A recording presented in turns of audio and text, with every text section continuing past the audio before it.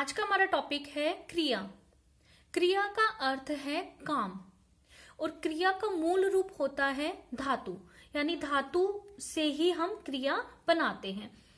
तो काम या तो किया जाता है या फिर होता है। तो जिन शब्दों से क्रिया के या काम के होने का बोध हो उन्हें उसे क्रिया कहते हैं, यानी किसी काम के करने या होने का बोध कराने वाले शब्दों को क्रिया कहते हैं। तो देखो, कुछ क्रियाएं मुख्य होती हैं और कुछ सहायक क्रिया होती है। यानी कई बार एग्जाम में आपका ये भी वाक्य आता है कि इस वाक्य के अंदर मुख्य क्रिया कौन सी है और सहायक क्रिया कौन सी है। तो एक एग्जाम्पल से समझ लेते हैं। जैसे यहाँ पर हमारे पास एक एग्जाम्पल है, वह खाना खा चुका है। तो यहाँ पर वह आपका कर्ता हो गया, खाना कर्म, खा ये है आपकी मुख्य क्रिया और चुका है ये इसकी सहायक क्रिया कहलाती है। यानी अगर वाक्य ये आता है आपके पास और आपसे पूछा जाता है कि मुख्य क्रिया कौन सी है और सहायक क्रिया कौन सी है, तो ये आपकी मुख्य क्रिया हो गई और ये इसकी सहायक क्रिया हो गई। तो आगे देखिए, कर्म के आधार पर क्रिया के दो भेद किए गए हैं। कर्म के आधार पर क्रिया के दो भेद हैं, सकर्मक और अकर्मक। सकर्मक जैसे नाम से पता चल रहा है, स जमा कर्म यानी कर्म सहित। जो कर्म सहित यानी जिस क्रिया में कर्म होगा वह सकर्मक और जिसमें कर्म नहीं होगा वह अकर्मक। यानी वाक्य के अंदर यदि कर्म है तो वह क्रिया सकर्मक कहलाएगी और वाक्य में यदि कर्म नहीं है तो वह अकर्मक कहलाएगी। तो अब इसको हम उदाहरण से समझ लेते हैं। तो देखो, हमारे पास एग्जाम्पल है, किसान हल चला रहा है। किसान क्या चला रहा है? हल चला रहा है। तो ये हल जो है ये हमारा कर्म कारक है, चला रहा है ये हमारी क्रिया है। तो किसान क्या चला रहा है, इसका जवाब आ रहा है हल, यानी क्रिया का फल किस पे पड़ रहा है? हल पे। तो जिस पर क्रिया का फल पड़ता है उसे कर्म कारक कहते हैं और वाक्य में अगर कर्म है तो ये उसकी जो क्रिया होगी वह सकर्मक क्रिया कहलाएगी। यानी ये जो क्रिया है, चल रहा है, ये सकर्मक क्रिया है। और देख लेते हैं, ललित पुस्तक पढ़ता है। तो ललित क्या पढ़ता है, इसके साथ जब आप क्रिया के साथ आप क्या लगाएंगे और अगर आपका जवाब आता है कोई निर्जीव वस्तु, निर्जीव संज्ञा यदि इसका उत्तर आता है तो वहां पर सकर्मक वह सकर्मक क्रिया होगी। तो जैसे अगर आप कहते हो कि क्या पढ़ता है, पुस्तक पढ़ता है, तो ये जो पुस्तक है ये हमारा कर्म कारक है। यानी क्रिया का फल किस पे पड़ रहा है? पुस्तक पे पड़ रहा है। तो जिस पर क्रिया का फल पड़ता है वह कर्म कारक होता है और अगर वाक्य में कर्म है तो वो क्रिया सकर्मक कहलाएगी। और एग्जाम्पल देख लेते हैं। अच्छा, कुछ वाक्य ऐसे भी होते हैं जहां पर दो कर्म होते हैं तो वे कहलाती है द्विकर्मक क्रिया। तो कैसे, देखो, जैसे ये एग्जाम्पल है, मैं नौकर को वेतन देता हूं। ये जो एग्जाम्पल है, मैं नौकर को वेतन देता हूं, तो यहां पर दो कर्म हैं। कौन कौन से? पहला है नौकर को, यहां पर तो कारक चिन्ह आपको दिखाई दे रहा है को, जहां पर को है, जैसे कर्म को, कर्म कारक का चिन्ह होता है को।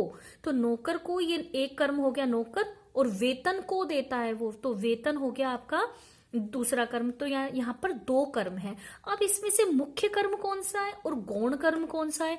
यानी जिसके अंदर कारक चिन्ह लगा हुआ है, जिसके साथ कारक चिन्ह लगा हुआ है, यानी जो पहला वाला होता है ये गौण होता है और जो बाद वाला कर्म होता है वो मुख्य कर्म होता है। तो इसके अंदर वेतन जो है आपका ये है मुख्य कर्म। ये ध्यान रखना कि बाद वाला जो होता है वो मुख्य कर्म होता है और पहले वाला जो होगा वो गौण कर्म होगा और इसके साथ विभक्ति चिन्ह भी लगा होगा। तो ये ऐसे भी पहचान सकते हो आप कि जिसके साथ विभक्ति चिन्ह लगा हुआ है वह आपका गौण कर्म हो गया और जिसके साथ विभक्ति चिन्ह नहीं लगा वह आपका मुख्य कर्म हो गया।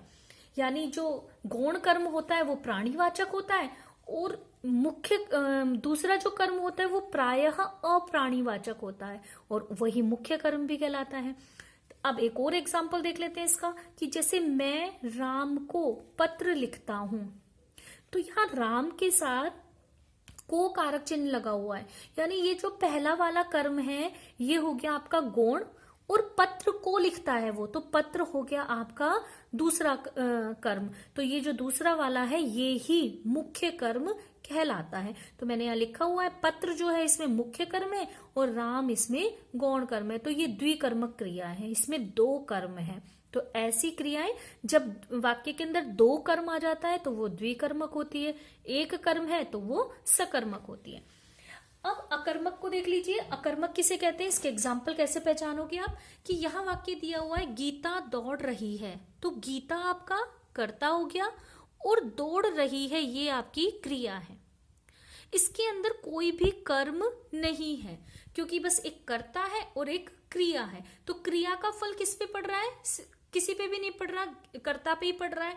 यहाँ पर कोई भी कर्म कारक नहीं है, इसलिए ये अकर्मक क्रिया है। और देख लेते हैं बच्चा सोता है, तो सोना ये क्रिया हो गई और बच्चा आपका कर्ता हो गया, तो इसमें भी कोई कर्म नहीं है। फूल खिलते हैं, यहाँ भी कोई कर्म नहीं है। सवेरे जल्दी उठा करो, ये भी कोई कर्म नहीं है यहाँ भी। शिवम तेज भागता है, शिवम तेज भागता है, यहाँ भी कोई कर्म नहीं है, यहाँ भी सिर्फ क्रिया है। ये क्रिया कैसे हो रही है, तेज हो रही है, ये क्रिया का ही भेद आ गया, लेकिन यहाँ पर कोई भी कर्म नहीं है। यानी ये सारे उदाहरण अकर्मक क्रिया के हैं। अब और एक चीज आपको समझा देती हूँ कि कुछ धातुएं मूल होती हैं, फिर हम उनके अकर्मक में रूप कैसे बनाते हैं और सकर्मक में कैसे, तो उनको भी पहचानना बहुत इजी है। जैसे आपका मूल रूप होता है जैसे उड़, उड़ का मतलब उड़ना, अगर यहाँ वाक्य के अंदर आता है उड़ना तो वह अकर्मक होगा, यानी अकर्मक क्रिया होगी वहां पे। और यदि आता है उड़ाना तो फिर वहां पर आएगा सकर्मक। ऐसे ही उठ, उठ से उठ तो मूल धातु हो गई इसकी, और अगर शब्द आता है उठना तो आएगा अकर्मक। और यदि आता है उठाना तो फिर वहां पर होगी सकर्मक।